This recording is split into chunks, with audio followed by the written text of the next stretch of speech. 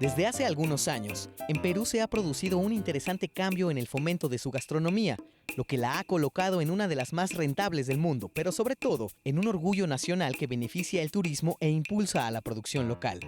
Para hablar de ello, nos acompaña Julio Hernán Garro Gálvez, embajador del Perú en México. El embajador Garro Gálvez tiene la maestría en Relaciones Internacionales por la Universidad Fletcher School of Law and Diplomacy, en Boston, Estados Unidos. Ingresó al servicio diplomático en 1984 como tercer secretario de Cancillería y desde entonces forjó una carrera que lo ha llevado a ser, en 2009, embajador del Perú en Londres, Reino Unido de Gran Bretaña e Irlanda del Norte. Relatos en Molcajete. Tema de hoy, Perú. La gastronomía como una alternativa de desarrollo. ¿Cómo están?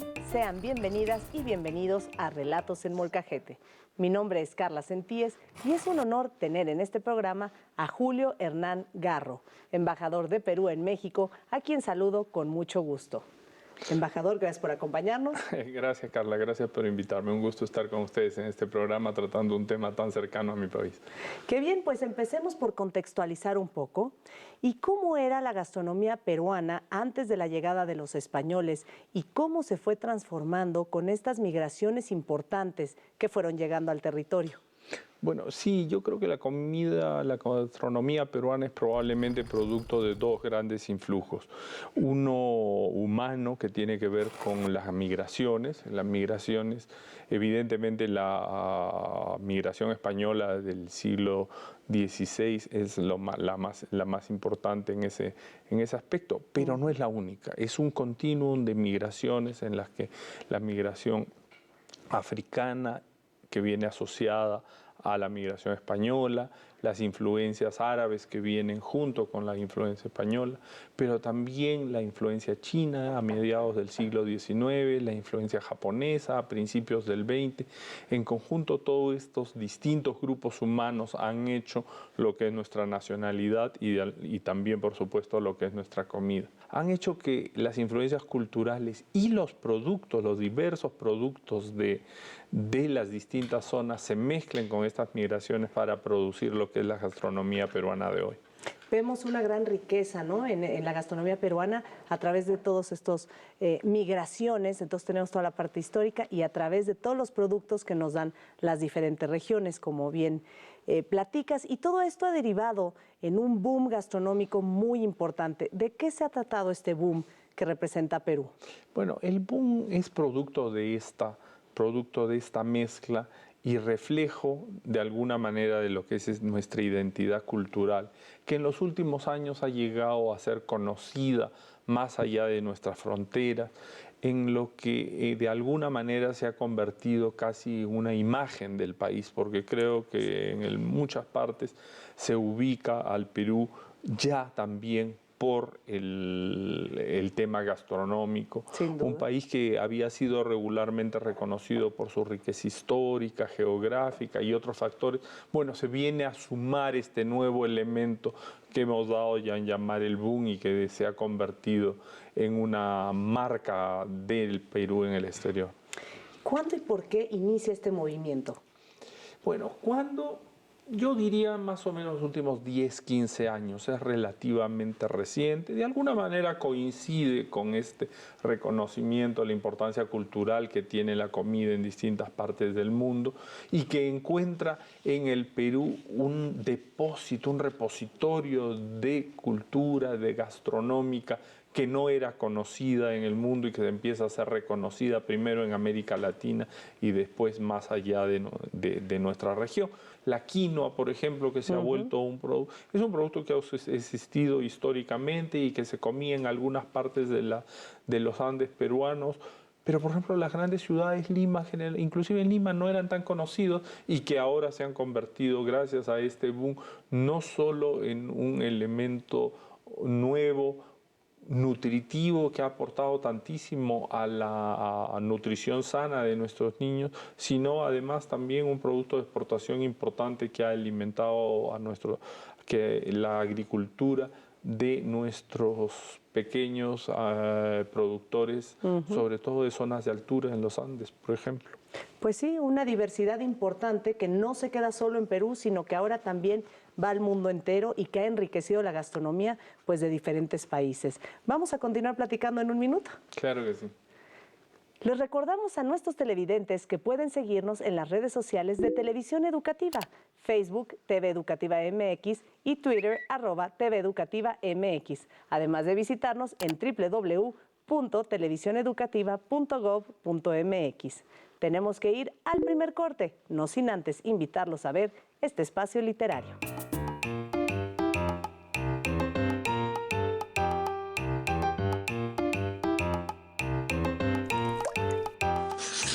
Mario Vargas Llosa, La Casa de Arequipa.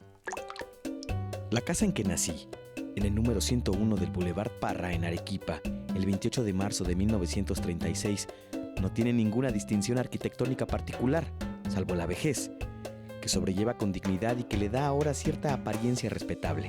Es una casa republicana, de principios del siglo XX.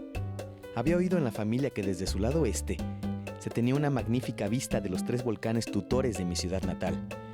Pero ahora ya no se ven los 3, solo 2, el Misti y el Chachani, que lucen esta mañana soberbios y enhiestos bajo el sol radiante. En los 75 años transcurridos desde que vine al mundo, han surgido edificios y construcciones que ocultan casi enteramente al tercero, el Pichu Pichu. Otro mérito de esta casona es haber resistido los abundantes temblores y terremotos que han sacudido a Arequipa, tierra volcánica si la hay desde entonces.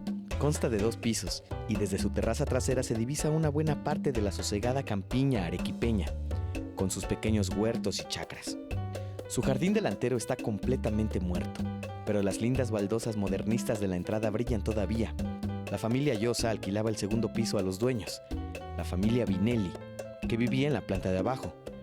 La primera vez que yo pude entrar a conocer por dentro la casa donde nací y pasé mi primer año de vida fue a mediados de los años 60. Entonces vivía allí solo un señor Vinelli, afable viejecito que se acordaba de mi madre y mis abuelos, y que me enseñó el cuarto donde mi madre estuvo sufriendo lo indecible durante 6 horas porque yo, por lo visto, con un emperramiento tenaz, me negaba a entrar en este mundo. La comadrona, una inglesa evangelista llamada Miss Pitzer, después de esta batalla tuvo todavía ánimos para ayudar a dar a luz a la madre de Carlos Meneses, que es ahora director del diario El Pueblo, de Arequipa. Como solo viví un año aquí, no tengo recuerdo personal alguno de la casa del Boulevard Parra, pero sí muchos heredados. Crecí en Cochabamba, Bolivia, oyendo a mi madre, mis tíos y abuelos contar anécdotas de Arequipa, una ciudad que añoraban y querían con fervor místico, de modo que cuando vine por primera vez a la Ciudad Blanca, así llamada por sus hermosas iglesias, conventos y casas coloniales construidas con piedra sillar que destella con la luminosidad de las mañanas, yo tuve la sensación de conocerla al dedillo, porque sabía los nombres de sus barrios, de su río Chili, de sus volcanes y de esas barricadas de adoquines que levantaban los arequipeños cada vez que se alzaban en revolución. Lo hacían con frecuencia. Mis primeros recuerdos personales de Arequipa son de ese viaje, que tuvo lugar en 1940. Había un congreso eucarístico y mi mamá y mi abuelo me trajeron consigo. Nos alojamos donde el tío Eduardo García, magistrado y solterón, que era reverenciado en la familia porque había estado en Roma y visto al Papa. Vivía solo, cuidado por su ama de llaves, la señora Inocencia, que puso bajo mis ojos por primera vez un chupe de camarones rojizo y candente, manjar supremo de la cocina arequipeña, que luego sería mi plato preferido. Pero esa primera vez no. Me asustaron las retorcidas pinzas de esos crustáceos del río Majes y hasta parece que lloré.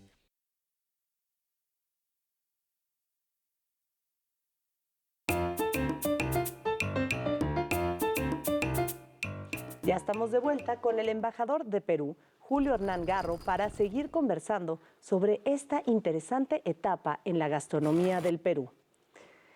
Pues, Julio, ¿cuáles son las instituciones públicas o privadas que están detrás de este proyecto gastronómico?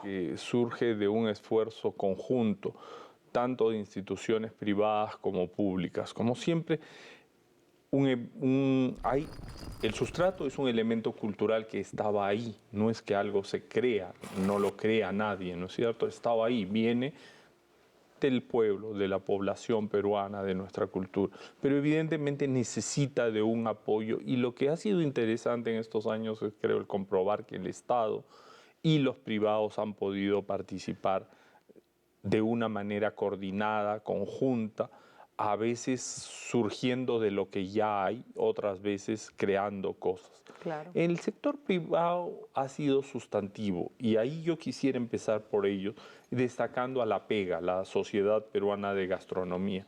La Sociedad Peruana de Gastronomía es eso, es una asociación de todo el que tiene que ver, son chefs, restauradores, gente que tiene que ver con el mundo del turismo, académicos que investigan que han investigado en estos temas, promotores educativos, la cantidad de escuelas que existen ahora de gastronomía en el Perú, de chefs, de pasteleros, Sí. es muy grande. Entonces, pero por supuesto el Estado también ha tenido una parte muy importante. Destacaría yo algunos, porque creo que de alguna manera es todo el Estado el que ha participado en ese conjunto, pero destacaría algunas instituciones, el Ministerio del Turismo, por ejemplo, Claro. el MITINSI, porque las sinergias que han habido entre esas dos ramas de la actividad han sido muy grandes. El Ministerio de Relaciones Exteriores, hemos hecho nosotros nuestra parte en contribuir a difundirlo. Hace muy poco hemos tenido una serie de actividades aquí en México también, Sí. ya en el corto tiempo que tengo aquí en México, y hemos tenido por lo menos 2 actividades importantes: la participación en un concurso de gastronomía, eventos con 2 chefs muy reconocidos, está viniendo otro para el Festival de Morelia en Boca el próximo mes. Entonces, la Cancillería evidentemente ha tenido que ver, pero otras áreas también. Por ejemplo, el Ministerio de Agricultura, en cómo promover certificación de productos, cómo promover producción de algunos productos especiales. Quiero referirme, por ejemplo, otra vez a la kiwicha y la quinoa, productos que sus lugares naturales de producción están arriba de los 3.000 metros de altura. El Ministerio del Ambiente, en actividades para preservación de esta biodiversidad, como decíamos, esta especificidad de la culinaria peruana en parte deriva de la disponibilidad de tan variados recursos, ¿no es cierto? Claro. Pero eso tiene que conservarse. El ministerio, por ejemplo, el Ministerio del Interior en la promoción del turismo. Es decir, a mí me parece que lo que ha habido en esto es, como decía al principio, primero una actividad cultural que surge de la propia población, que es apoyada por el sector privado, la sociedad civil y también el Estado en sus diversas manifestaciones. Bien, embajador, por favor acompáñenos a ver la cápsula de Pilar Meré para conocer un poco más de las bebidas típicas en tu país. Adelante, Pilar.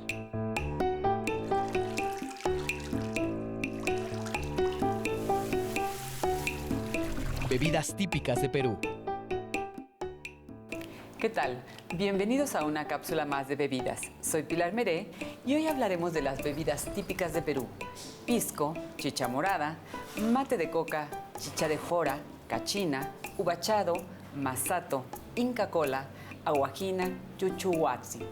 La cocina peruana es resultado de la fusión inicial de la tradición culinaria del antiguo Perú con la cocina española y con el importante aporte de las costumbres culinarias traídas de la costa atlántica de África a través de los esclavos.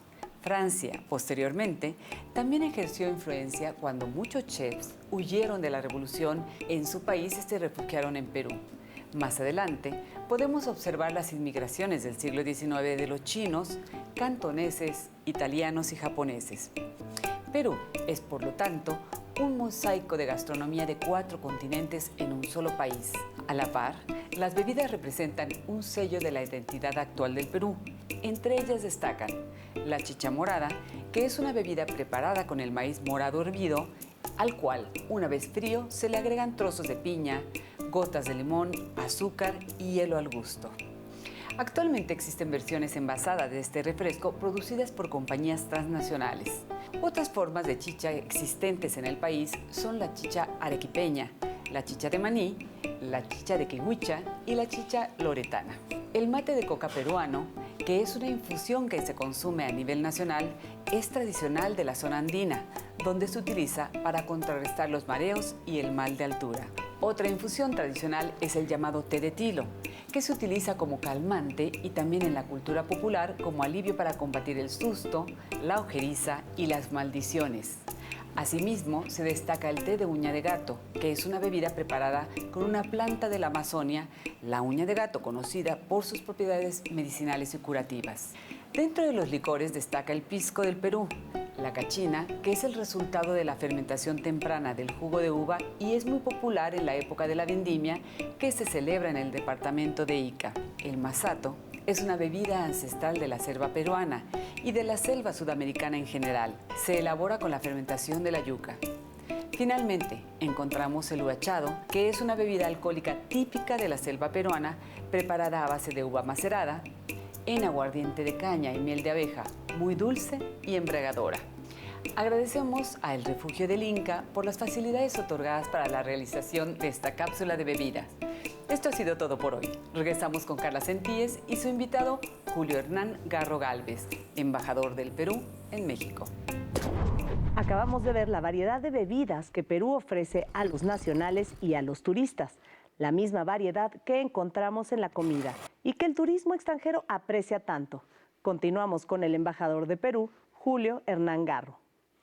Pues Julio, ahora me gustaría que platicáramos sobre esa importancia de la gastronomía, cómo incide en la revalorización de la cultura.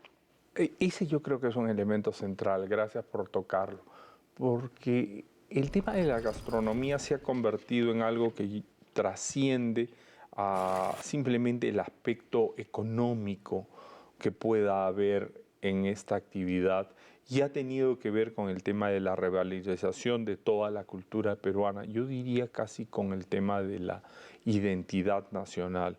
Cuando a uno le pregunta, cuando en encuestas se han hecho, preguntan de qué está orgulloso usted del peruano, primero dice la comida y después dice Machu Picchu. Después aparecen otras listas de cosas, como la historia y una serie de cosas, pero quiero decir, es para decir lo presente que tenemos los peruanos en la mente, como un reflejo de nuestra edad, cómo se ha posicionado la comida en este inconsciente colectivo, por llamarlo de alguna manera. Sí, no es una ley, ¿no es cierto? Porque estas cosas no se pueden enmarcar así, pero sí el Estado busca promoverlas, enmarcarlas en lo que hemos llamado el Plan de la Gastronomía Peruana 2021. El 2021 es el bicentenario de la independencia nacional, el país tiene un plan nacional hacia el bicentenario, cómo nos queremos ver en esa fecha tan importante para nosotros, y la comida evidentemente se ha convertido en uno de los elementos. Entonces, estas distintas instituciones de los que hablábamos han incluido en el Plan Nacional lo que es el Plan Gastronomía Peruana 2021, en el que reflejamos cómo esperamos promover el país, este aspecto de nuestra cultura para los próximos años. Pues qué bien, seguiremos viendo entonces la evolución de este tema que ya hemos venido viendo desde hace 10, 15 años, ahora para el 2021. Hablando de repercusiones o consecuencias positivas, evidentemente, ¿cómo ha incidido el movimiento gastronómico dentro de la ganadería, de la pesca, de la agricultura? De una manera muy importante, porque justamente pensado o no pensado, siempre es una dinámica distinta en cada caso, pero ha habido y se busca encarrilarla a que esta boom de la gastronomía, como lo estamos llamando esta tarde, se refleje en aquellos que más lo necesitan y que es de donde surge el influjo cultural. Por ejemplo, en la producción de pequeños agricultores. Los pequeños agricultores, según un cálculo que hizo la PEGA, esta institución de la que hablábamos ayer, producen el 70% de los insumos que se consumen en la industria gastronómica, la industria gastronómica peruana. Productos como el café, el cacao, las frutas. El Instituto de Estadística ha cuantificado esas, por ejemplo, el 17% de nuestros productos vienen del mar peruano, un 20% de la región amazónica. Es decir, una gran parte de nuestra producción agrícola, sobre todo aquella de pequeños y medianos agricultores, es la que está siendo utilizada, alimenta a la actividad gastronómica, que a su vez se reproduce en que haya nuevos incentivos para plantar más, para mejorar los cultivos y para ampliarlos. Gracias, embajador. Tenemos que ir a un corte y después continuamos nuestra conversación. Y a ustedes que nos acompañan, los invitamos a seguirnos en nuestras redes sociales, TV Educativa MX en Facebook y @TVEducativamx en Twitter. Y en nuestra página web es www.televisioneducativa.gov.mx. Solo ahí encontrarán algo que aquí no verán, una aportación más de relatos en molcajete en exclusiva por las redes. En un momento volvemos.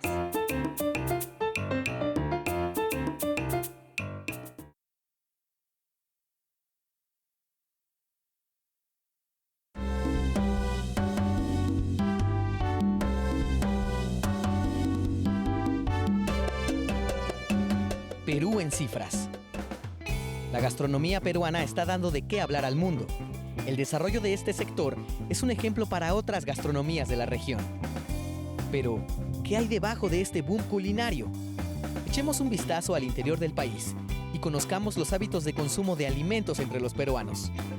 La Encuesta Nacional del Consumidor Peruano 2009 indica que la cocina criolla, es decir, la que combina elementos europeos y prehispánicos, es la modalidad preferida de consumo, con un amplio margen de diferencia por encima de la regional. En las mismas condiciones, el ceviche es considerado el platillo peruano por excelencia. Sin embargo, esta receta a base de pescado semicocido en limón, acompañado con chile, se consume mayoritariamente en casa, ya que los peruanos prefieren el pollo a las brasas cuando salen a comer en restaurantes, unas 2 veces al mes. Respecto a este tema, se calcula que la industria restaurantera representa alrededor del 3.7% del Producto Interno Bruto de Perú, con sus más de 66,000 restaurantes en todo el país. Pese a que existen más franquicias extranjeras que nacionales operando en el Perú, muchas de estas son culinarias y representan el 90% de franquicias peruanas en otros países, especialmente en Ecuador, Colombia y Estados Unidos. Otras exportaciones importantes de Perú en el campo de la gastronomía son las especies nativas, entre las que se encuentran la uña de gato, la maca, la tara y el yacón. Además, se exporta en buenas cantidades espárrago y mango. Esta industria ha beneficiado a múltiples sectores de la economía peruana, entre